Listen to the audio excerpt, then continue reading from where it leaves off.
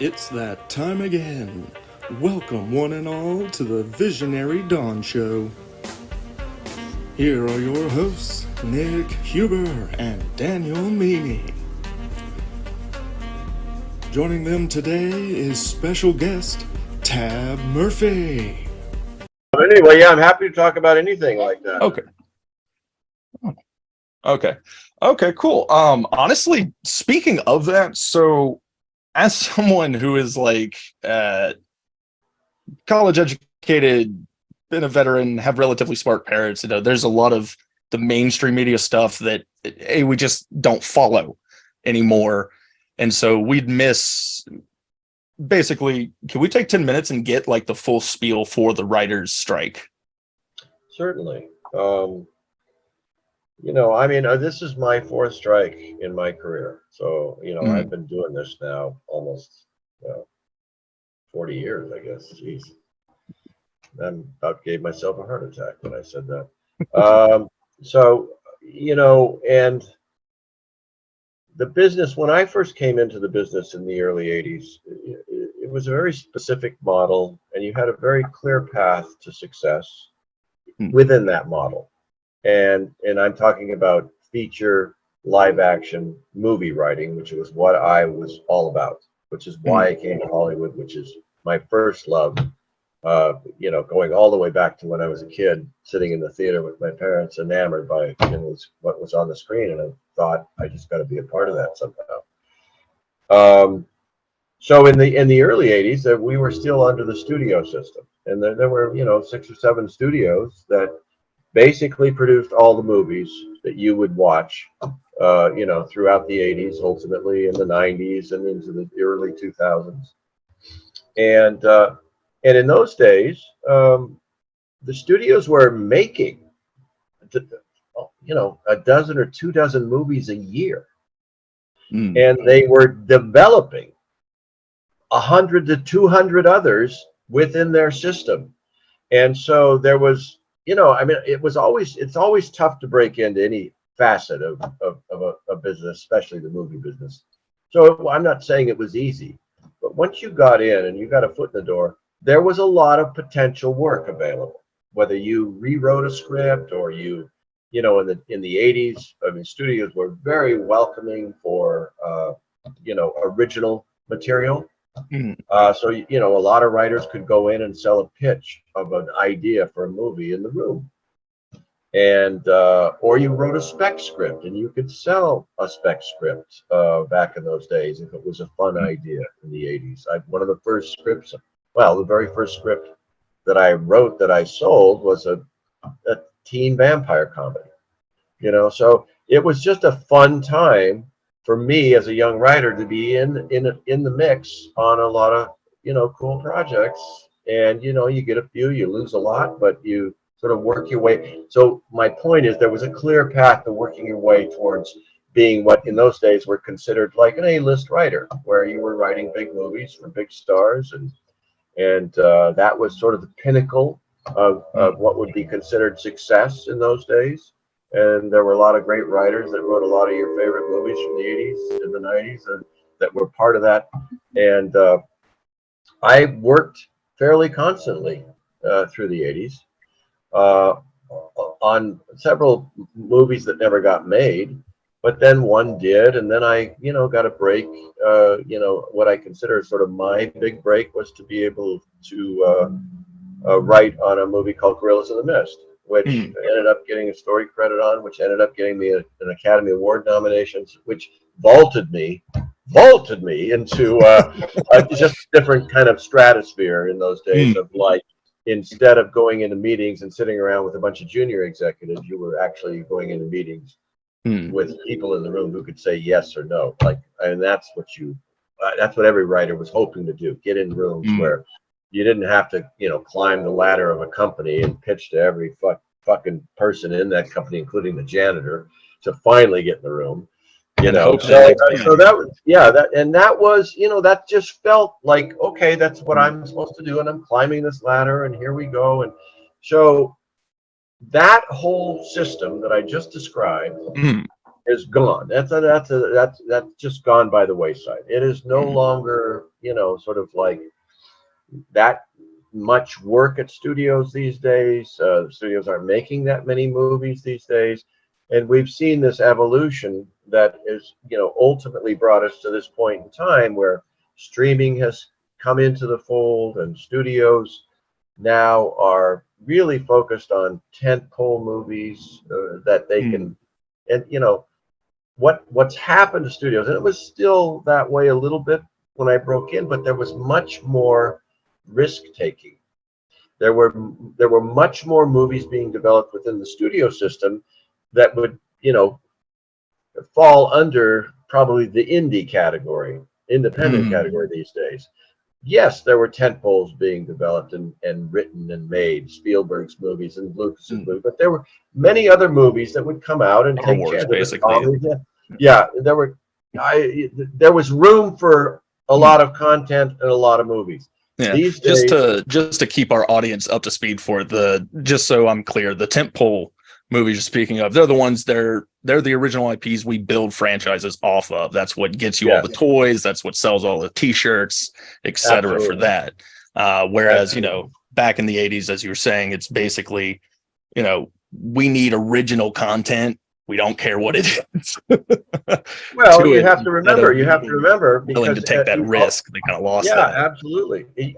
Star Wars was original content. It's hard to remember that because there's so many iterations of that universe now, and it's almost like a tiger feeding on its own tail and eating itself up from the outside in.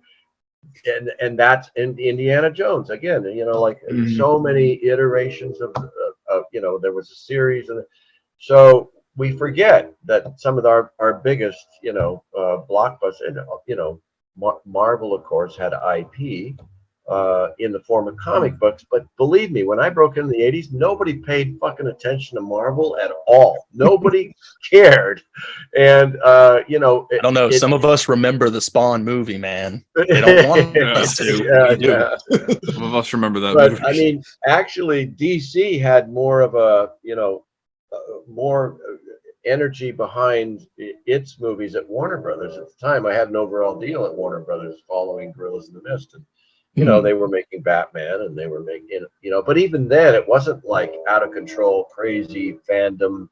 It was, Tim Burton's like, I want to make a Batman movie. Okay. Well, there was so the real explosion, I mean, I guess you could say that was the tip of the iceberg, and to some degree, because it was a big hit and it spawned sequels, etc.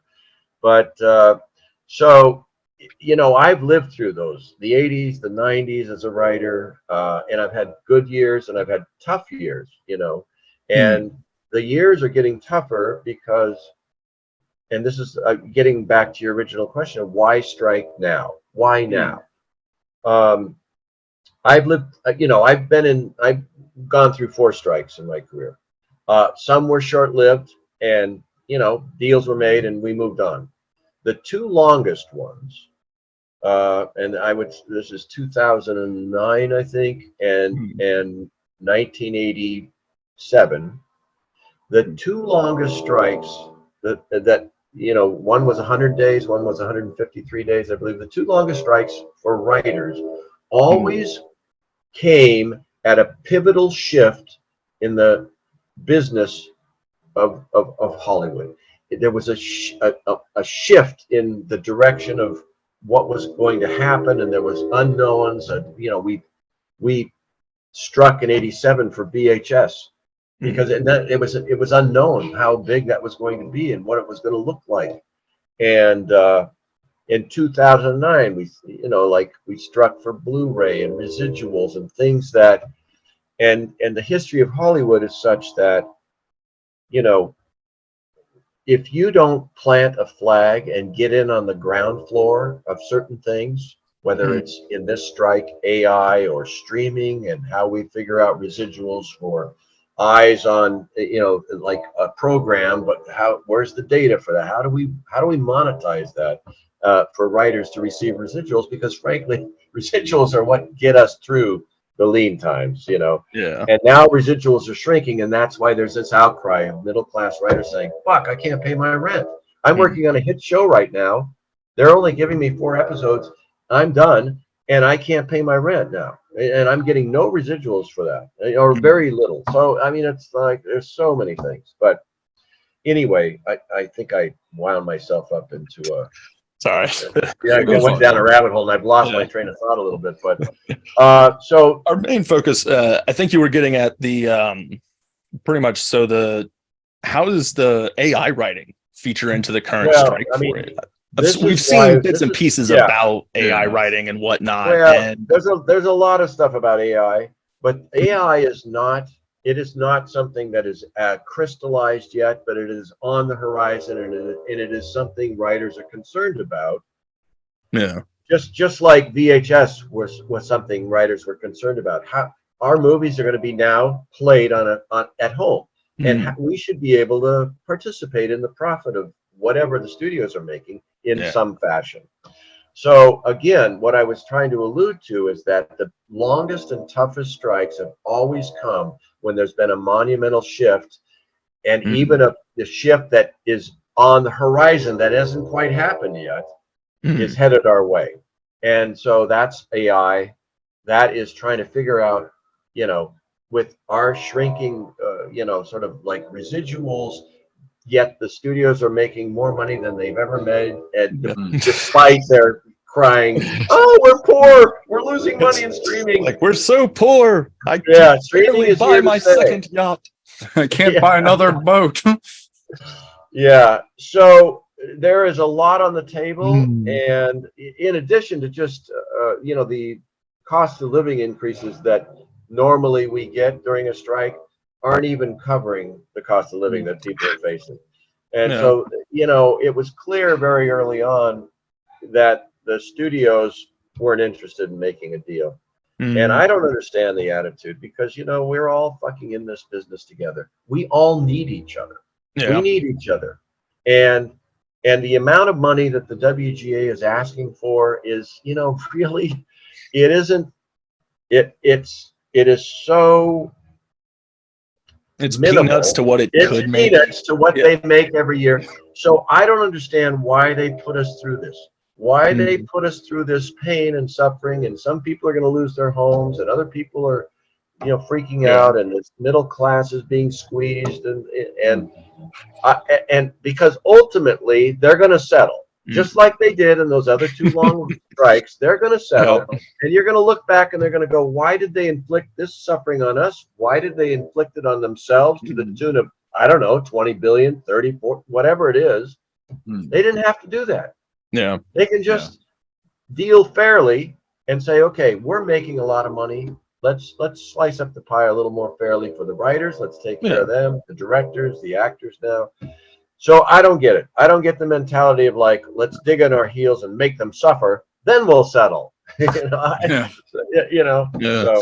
you always, and you mentioned it, like, again in 2009 with the Blu-rays coming out and VHA, with the previous fight being VHS and everything, to it now this fight being in the streaming platform, because now it's not even, you have to physically buy a copy that you would get a slice of. How do you slice up the subscription to Disney Well, Plus? and this is part of the problem, because the studios are not forthcoming with the data about how many people have watched, how many millions of people have watched their shows.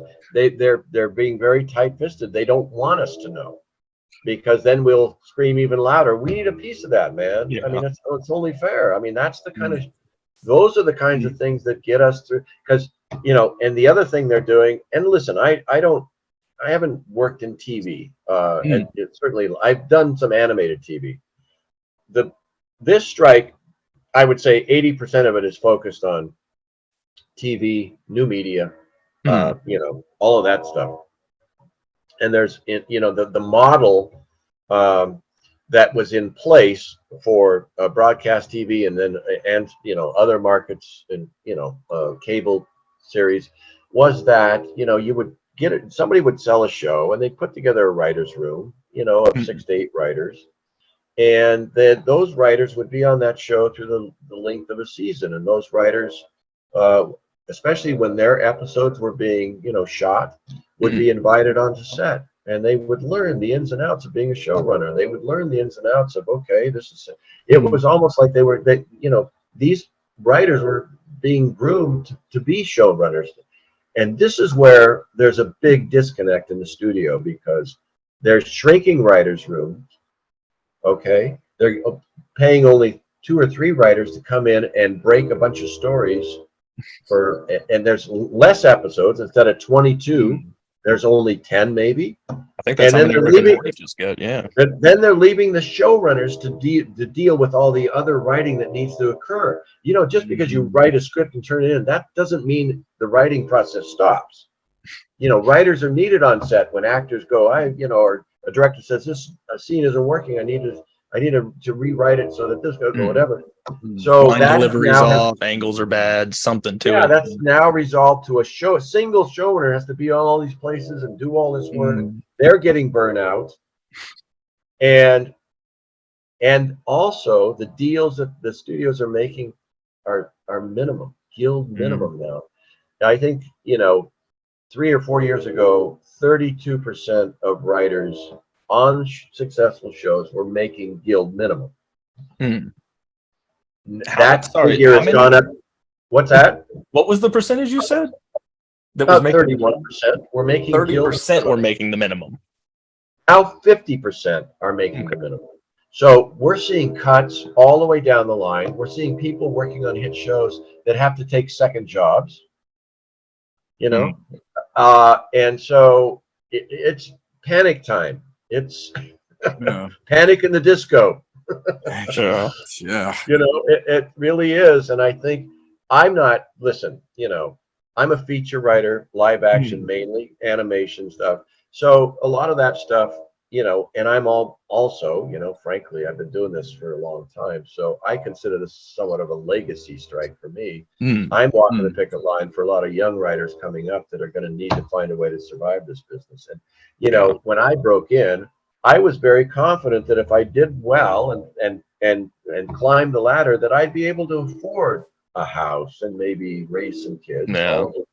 Which I did. And the writers today are facing a situation where they can't even afford to pay the rent on their apartment. I mean, that's bullshit, man. And that's the whole thing about, the studios the companies need to share a little bit more, open up the purse strings, and also be willing to train a whole new generation of writers coming up to run their fucking shows.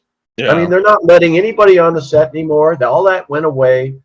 And so you just, and they're just cutting these rooms. So the first place a company looks to cut costs when, we just lost 300 million in streaming this quarter. What are we going to do? Where can we cut? Oh, let's squeeze the writers. Yeah, let's just squeeze every last. Yeah. So that is an old story, dude, that has been happening since the time talkies were invented. But it's a critical time. I suspect the strike is going to be long and it's going to be hard on everybody. And the thing that kills me is it doesn't have to be, man. We're all in this together. We love this business together.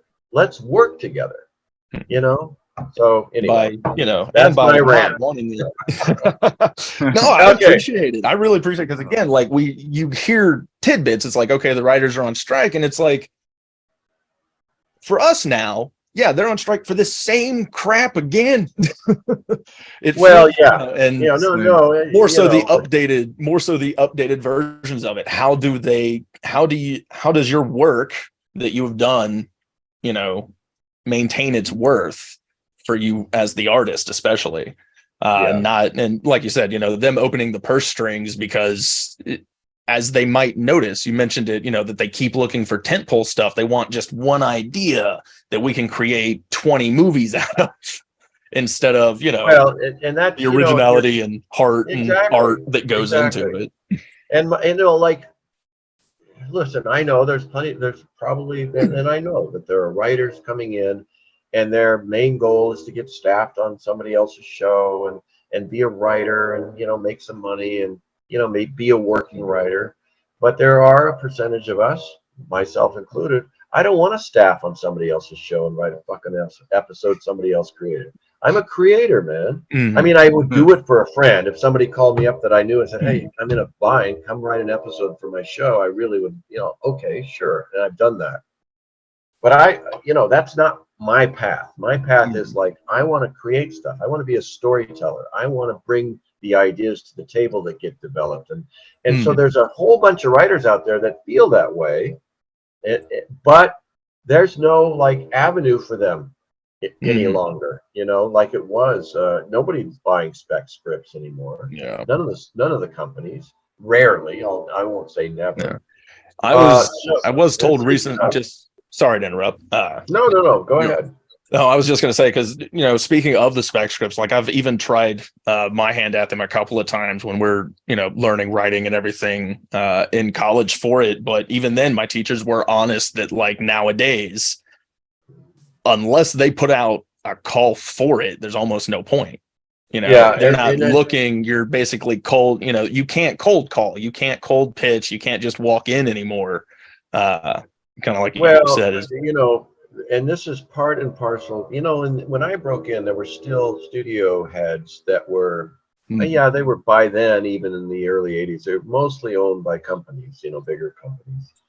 But they were run, the studio every day, day-to-day, boots on the ground, running of a studio. They were still run by, heads of production that were kind of like open, mavericks and rogues, and they would take chances on movies, and they would, it was an exciting time, because if you did write a spec script, there was a chance that, it could get made. These days, nobody's writing spec scripts except probably during the strike. But that market had kind of dried up, and so it's a really interesting kind of scary time, I think, for a lot of young writers coming in, because they're just looking around at the landscape and they're just going, holy shit, my dream was to write and be a writer in Hollywood on a hit show, and here I am, I'm got my 2 episodes, but I'm still got to, bag groceries at Trader Joe's on the weekend just to make ends meet. And that's not cool, man. Everybody should be allowed to have a career that is able to advance, and you're able to get paid in a way that, just like any other career, you can afford a house, you can raise kids if you wanted, and, like the American dream. And that's what the fucking companies have done. They've shortchanged the American dream for a lot of writers. And, that's just not cool, man. It's un-American. It really is. It's honestly, it is. So, for all the writers who are striking, thank you guys from future generations. And I hope they cave sooner than later, because I do agree. Yeah, that would be awesome. There is no point. That would be awesome. Well, here's the thing. Here's what could happen, Nick. Right now, the companies are negotiating with the directors. Now, the directors historically have always, in several strikes that we were on. In fact, the one, I think it was a strike in 2009. We were out 100 days. The directors, contract came up, and they went in, and a week later or whatever it was, boom, they'd settled with the companies. And so the companies could come back to the writer, and that's why we settled, because we realized once the directors settled, we were never going to get more than the directors got. So what makes this interesting is that we're out now. We went out on strike. The directors are in negotiations right now, but they have shown nothing but support for the writers. So if the directors go out on strike and the actors follow suit, because their contract is up on June 30th too, then suddenly you've got companies like holy shit, everybody's there's no one here. Everybody's leaving. The wake up call of the century, and I don't know if it'll happen. I don't know. The directors they want different things than writers, and then our union team of leaders have already said, look, if the directors, settle and get a contract, that doesn't mean that we're gonna give up this time, because we have different things that are concerning to us on the table. So So we'll see. But It promises to be a long, hot summer, gentlemen, on the picket line. That's all I can say. Yeah. Well, let's hope it goes well, and Yeah, well, it will eventually. Eventually, it will settle. It's just a question of how much collateral damage is going to be done over the next, 2, 3, 4 months before finally, people come to their senses. Yeah. And this whole thing about AI, just very quickly. It's in its infancy stages, and an AI written script sucks, especially like a comedy. They can't fucking tell jokes. I mean, AI is only good enough in terms of what you put into it, right? AI is never going to think of an original idea and go, "Oh, I'm going to write this script." That's so. But it could be a useful tool, and this is where the writers are saying, "Okay, we need to have some regulation." Going forward, I made a post a couple of days ago or a week ago about what a deal could look like for a writer if AI was left and the studios were given free rein to use it. And the deal was, like a writer might get paid $5,000 for the idea and all of the characters and all the scenes in a script, and then AI would write the first draft, which is usually the draft where most writers make a big chunk of money. And then the writer would then be hired at a much lower rate to do a rewrite of the AI script and bring it up to speed. So you see, there's scary scenarios in there. And look, it's out on the horizon. And I understand the studio saying, no, we don't want to, say we're never going to use AI. That's a tool and it's technology, and we need to figure out what that's going to look like. I get that. But right now, it's not even on the table. They won't even discuss it. And I think it calls for some sort of discussion about if this goes down, we're going to find a way to use it possibly, but you writers are going to be protected. You're going to be part of that process. If an AI writes the script, you're going to get money for that. Because if it's your idea and it's your, whatever. I mean, so that's kind of what is going to be an interesting, solution, a temporary, because, as AI becomes more useful a tool to the studios, writers are fearful that they'll become less useful to the studio, and that just can't happen. We can't allow that to happen. Or worse, we all end up just editors. Well, yeah, we'll all become editors then. That would be awful. Screenwriters / editors. Yeah, no, exactly. Anyway, so that's my $2.50 on the writer's strike. Awesome. Gotcha. That's it.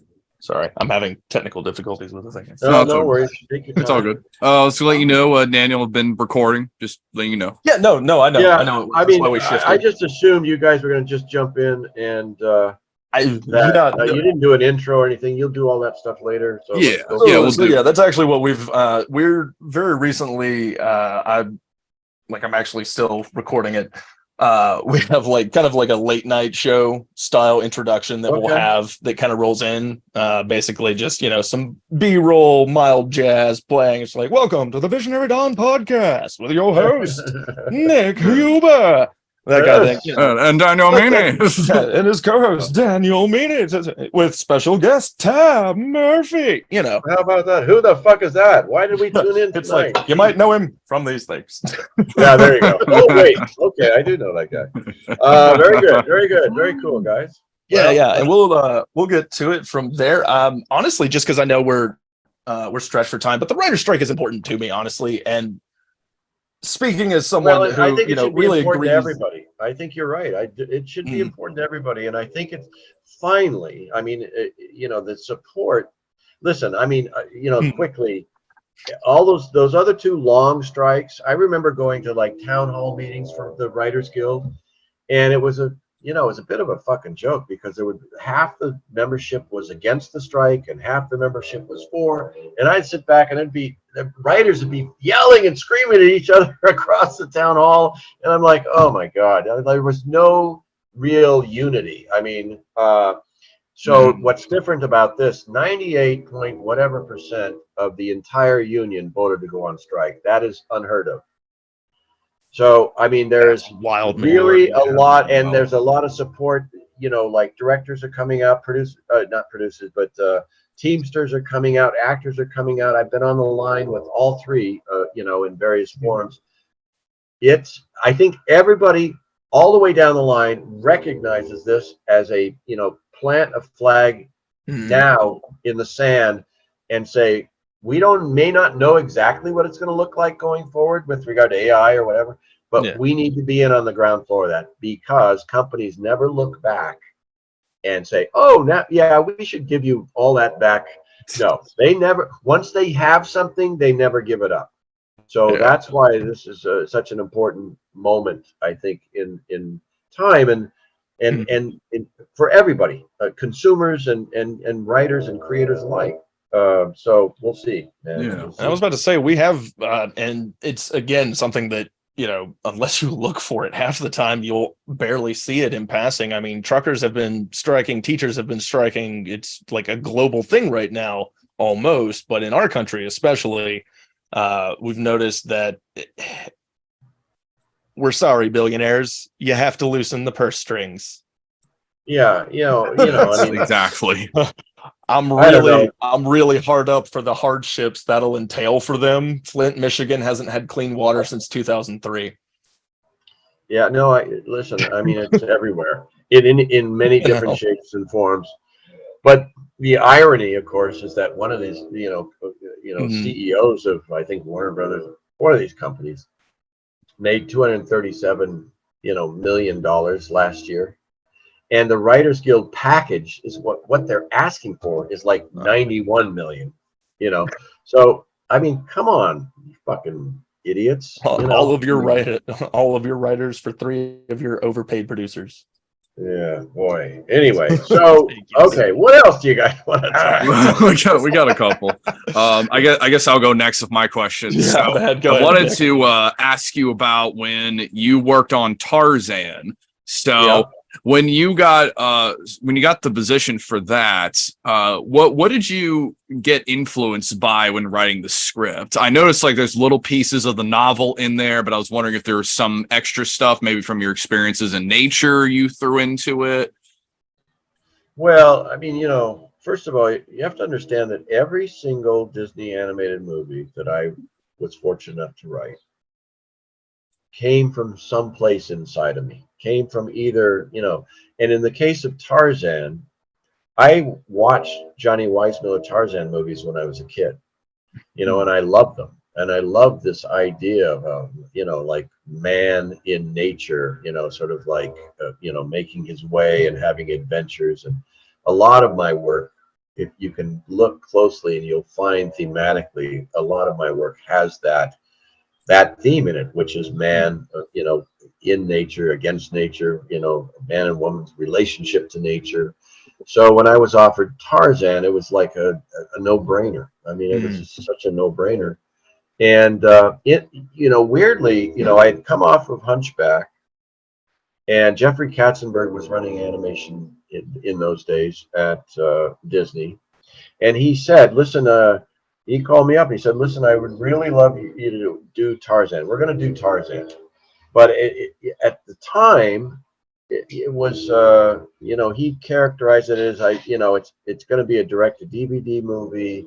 I know that's not as sexy as, what you did on Hunchback, but that's but I'd still love for you to do it. I think you'd be great. And, I thought, well, it'd be great. I mean, I love the character. I'd love to write that character, an opportunity to, sort of like delve into my childhood and things I care about, all that sort of thing.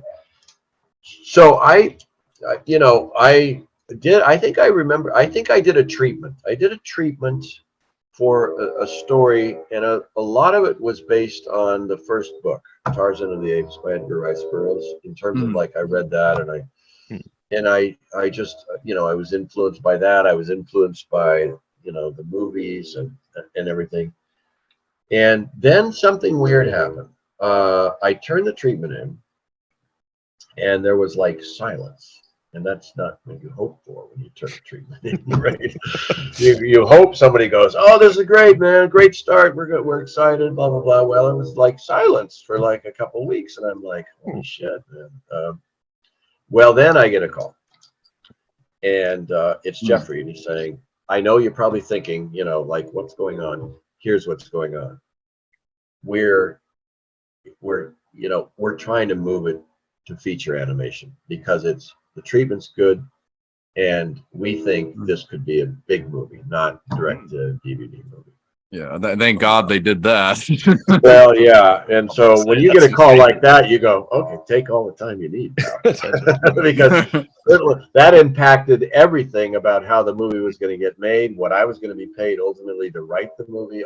It was just a whole different. So there was some political behind the scenes that had to happen because the divisions are all under the umbrella of Disney, but they're all very competitive within themselves. And Jeffrey wanted Tarzan for feature animation. So there was some machinations behind the scenes that had to take place for that to occur it smoothly, the transition.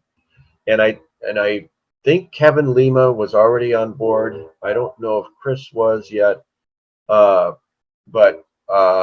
then it all got worked out, and then suddenly we were at feature animation, and it just was like, okay, we just stepped into a gold mine here in terms of not money wise, but in terms of the artist and the talent you had available to yourselves on feature animation, and Kevin had a vision for the movie, or I think already, like how he, and so they put the best animators on. Yeah. So it was just like going from like downtown to uptown, man, and it was awesome. That's awesome. So now Aladdin 2-1.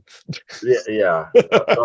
So now weirdly, of all the 4 Disney animated movies I wrote during that period, Tarzan is the one that I worked the least amount on. I mean, I did many, don't get me wrong, I worked on it probably a little over a year. I did many treatments. I did a couple of drafts of the script. Interestingly, in the first treatment and the first draft of the script I wrote, we were trying to stay faithful to the book. And so Tarzan left and he went to England, and I wrote all that stuff, and then we all looked at it, and smartly realized that the real story, at least for the Disney animated movie, was the relationship Tarzan had with the apes, and ultimately, Jane and the others come to the island and affect that relationship. But Disney spends many weeks and months really trying to nail down the theme of what this movie is really about. It's very important to them. They have all these boxes they have to check off before they, sort of move forward with the story. So, and I think it was pretty easy to figure out that this was a story about, and that, Phil wrote the songs too, like One Family, Two Worlds, or whatever the fuck it was called. Yeah. Sorry, Phil. No disrespect intended. But it was really a story about a man trying to figure out which family he belonged to, where he belonged, ultimately. And so that informed kind of the way the story started to unfold, and some of the, all of the other stuff that came along with it. But I had a great time on it. It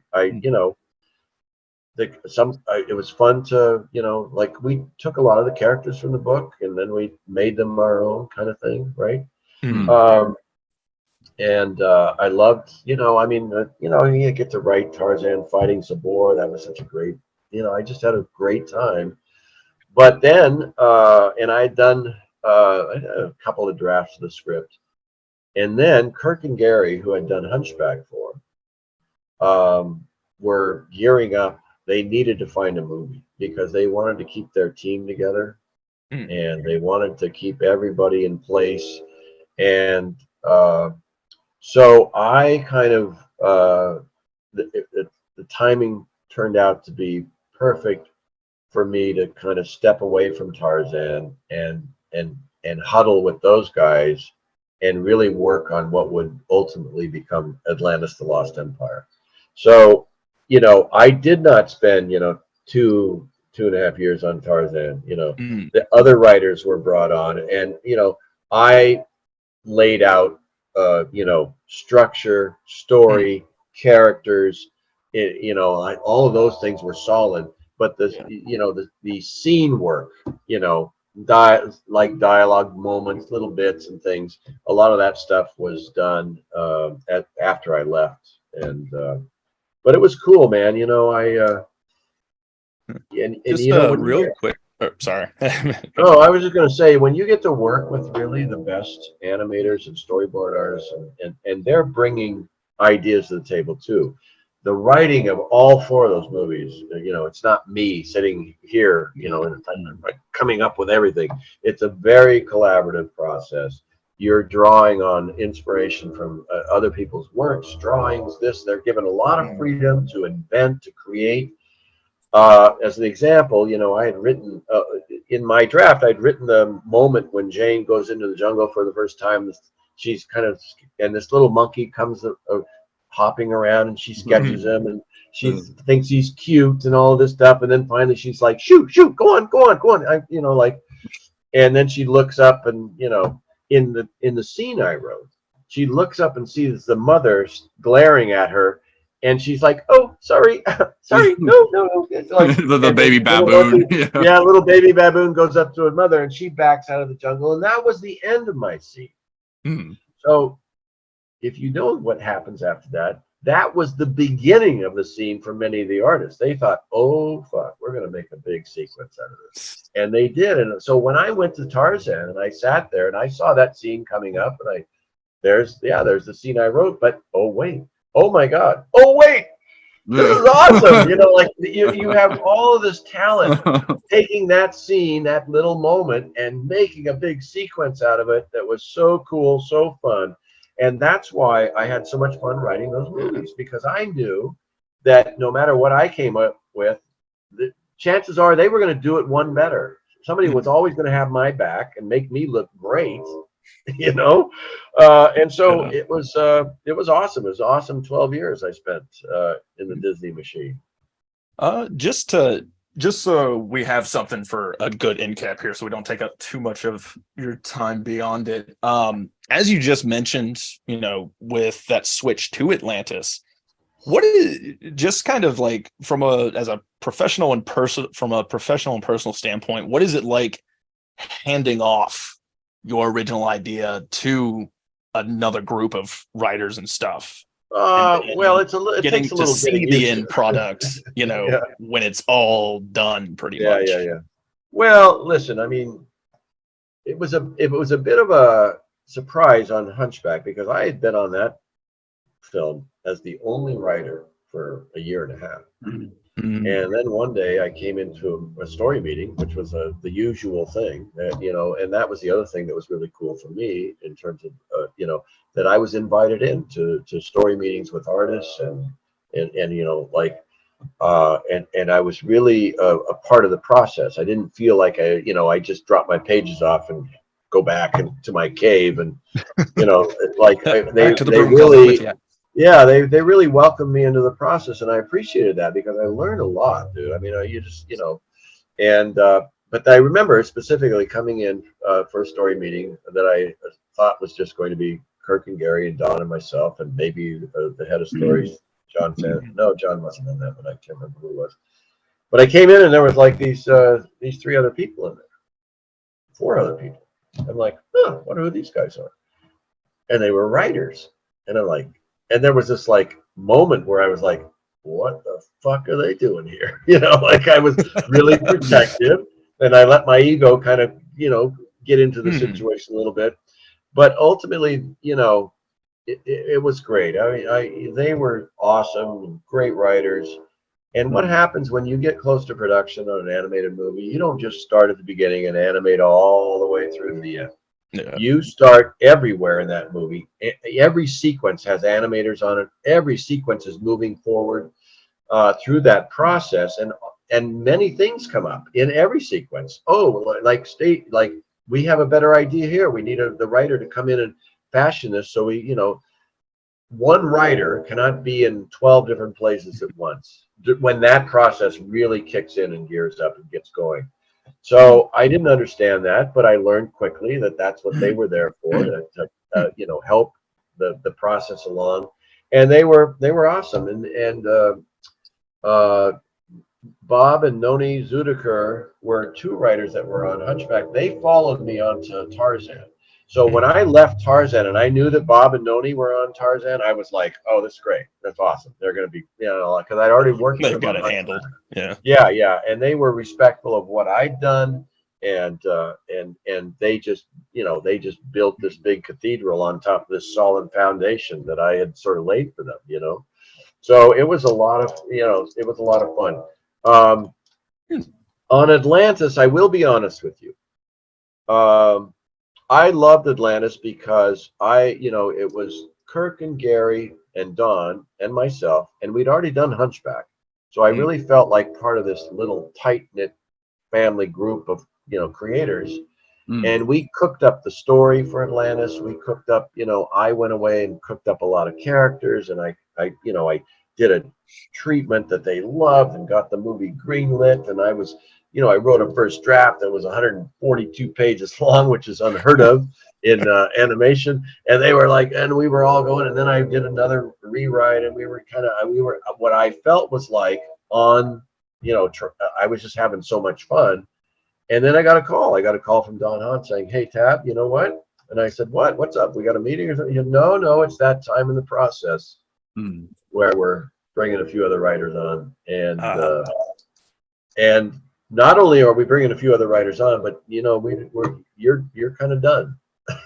So that was tough, man. That was tough. And I was pissed a little bit. And I remember, I think I faxed, I don't know, Jeffrey or somebody. I said, what the fuck, man? I just gave my, you know, a year and a half of blood, sweat, and tears on this project. I love it. And I'm being taken off. And I just don't understand that, you know, why I'm being taken off. Well, I found out later the reason I'm being taken off because he wanted me to go write Brother Bear. So yeah, yeah, I know, right? So, but you know, in the moment, you get, it's just like, oh, it hurts a little bit. So to answer your question, yeah, it hurts a little bit. But at the same time, I always moved on from every one of those films, knowing that Disney was going to give it the A+ treatment. It was never something I was going to have to worry about. Like, God, I hope they don't fuck it up. You know, they would never, and they never did. And so I always, you know, was able to, you know, once I wrapped my head around it, to move on with grace and the security of knowing that, you know, I knew how cool Atlantis was going to be. I just knew how great it was going to be. I was a little like that I didn't get to, you know, follow that and through, because that, you know, they move on and they make the movie over the course of, I think in Atlantis, 2 years. And so you kind of are out away from and I did go visit those guys, and I would check in and see how it's going and everything. And, but you do feel like you're kind of, you know, showing the door, and then you're kind of on the outside looking in, you know, let me back in. Let me just tapping on the glass. Mouse, let me back in. Let me in. Yeah.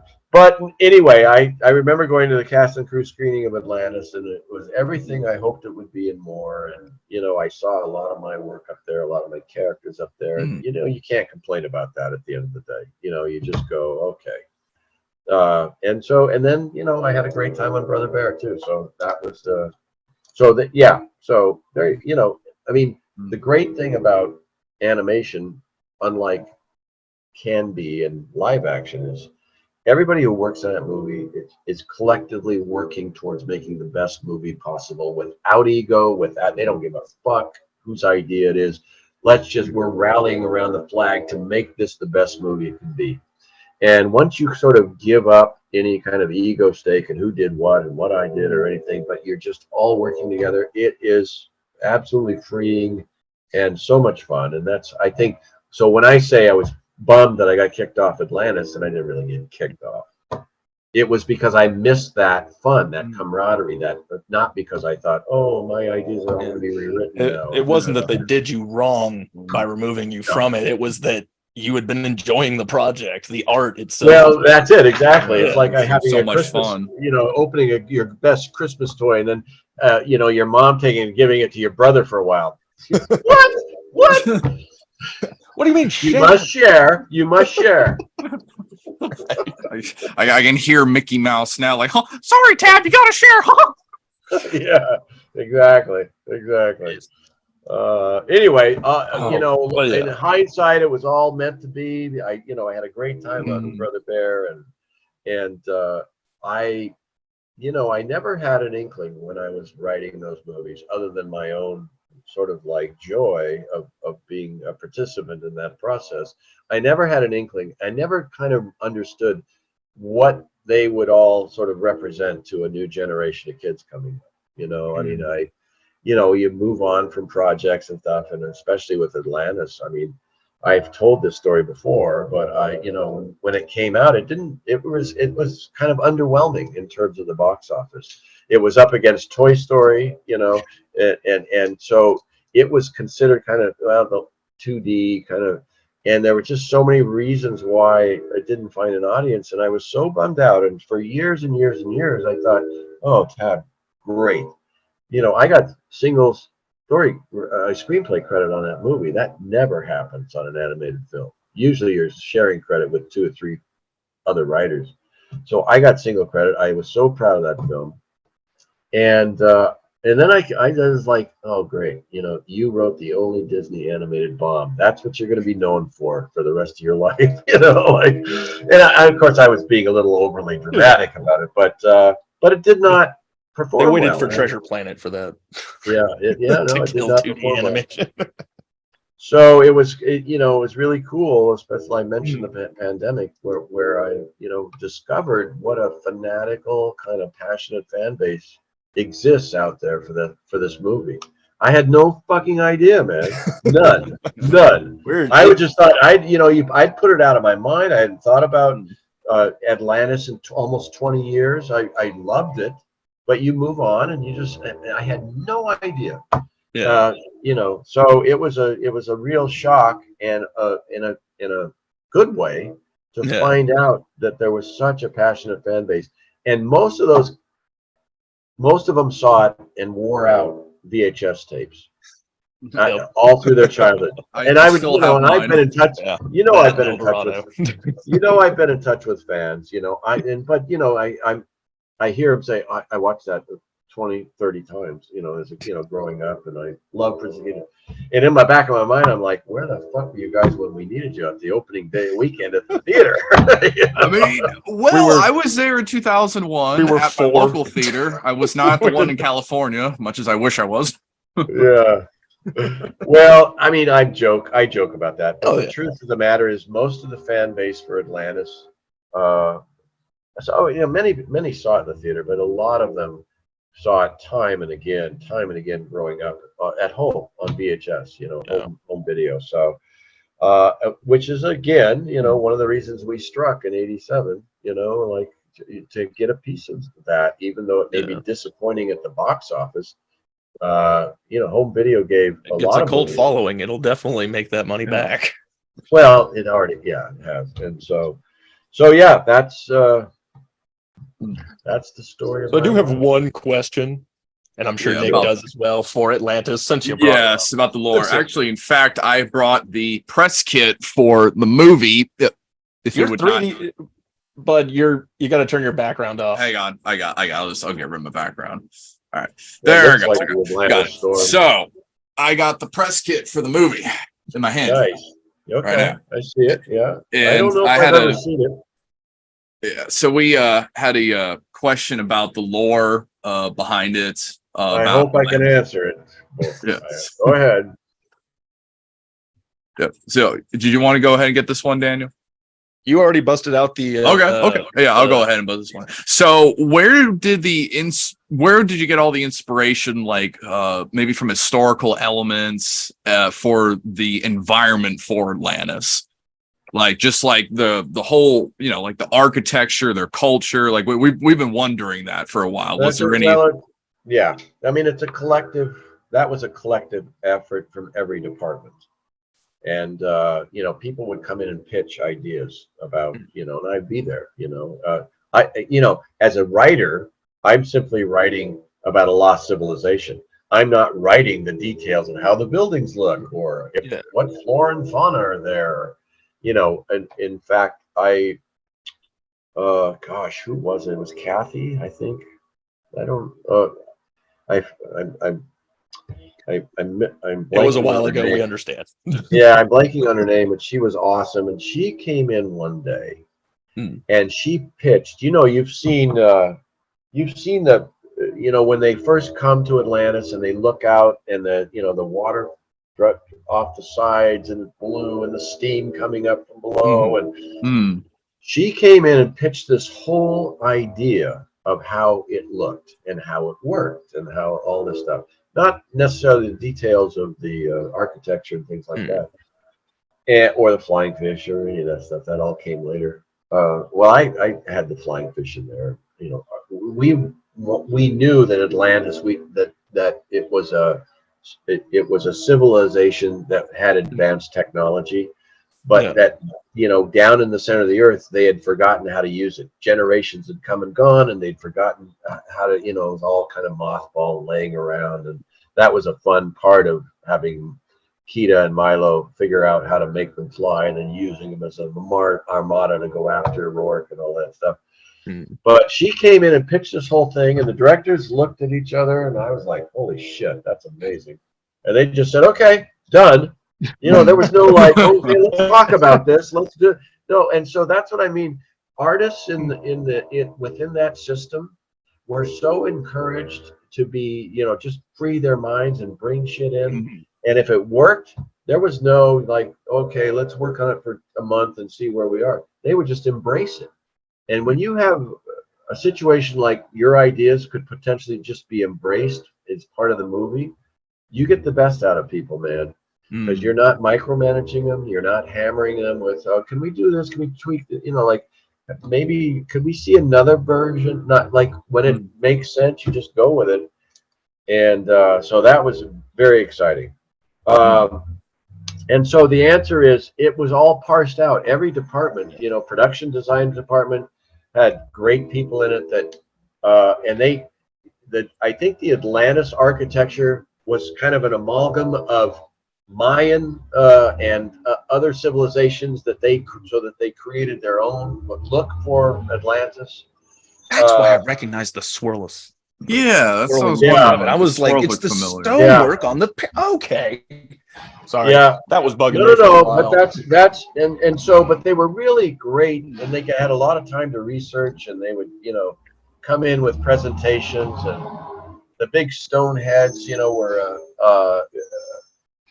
you know, the stone giants that surrounded it were somebody came in with like, what if, the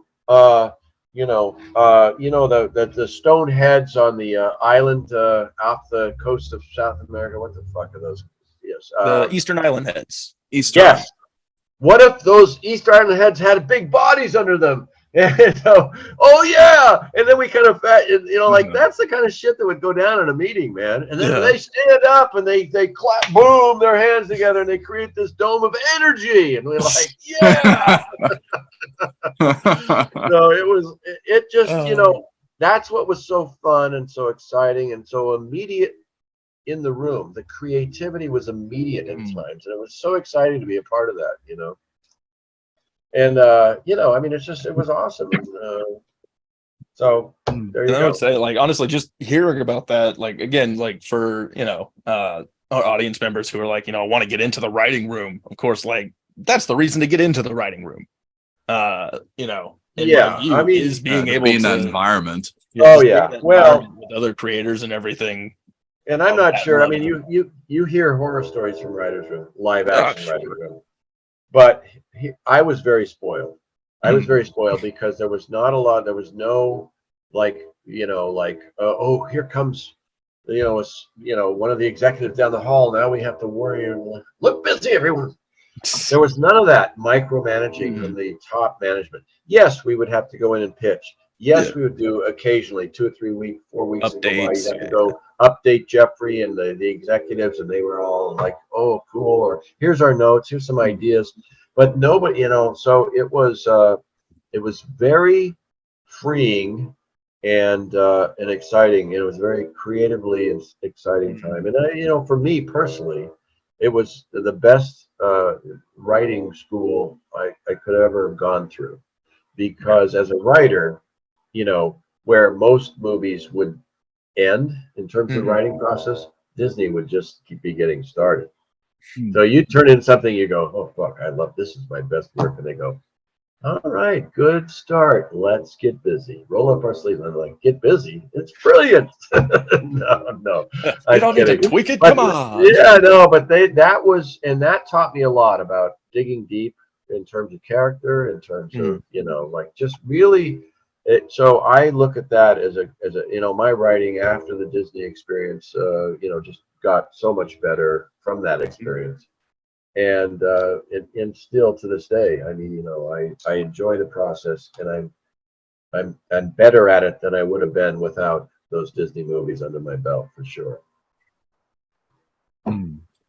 Gotcha. That's awesome. That's great. Did you have thanks. a question, Nick? Oh yeah, I just had one other thing I was going to say.